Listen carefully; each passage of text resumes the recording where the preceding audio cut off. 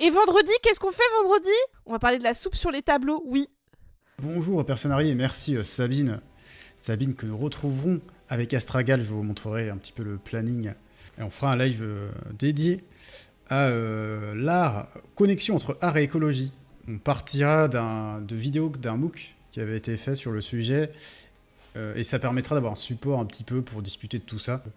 Donc on aura des choses à dire, il y a différentes thématiques, ce qui permettra justement de sectoriser un petit peu la discussion.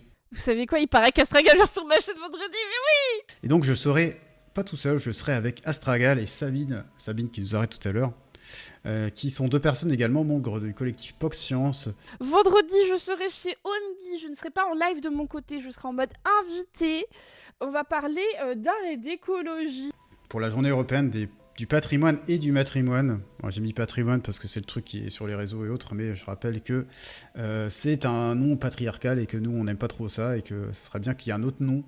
On abordera différents sujets ensemble en rapport entre art et écologie, en suivant un petit peu en fil conducteur un MOOC qui avait été proposé par le Centre Pompidou sur la question de l'art et de l'écologie.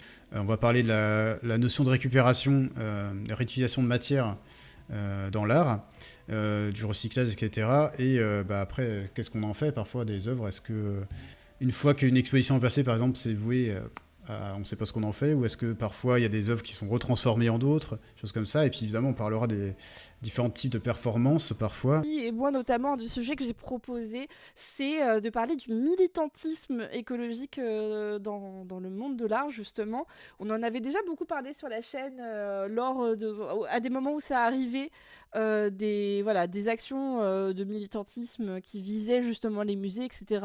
Vous connaissez que j'ai un avis très différent de mes collègues de la culture et du patrimoine qui sont très conservateurs, et où moi, du moment que ça ne touche pas à l'intégrité de l'œuvre, honnêtement, je trouve que la symbolique est tout à fait... Mais je veux pas vous spoiler, mais je suis en train de vous spoiler.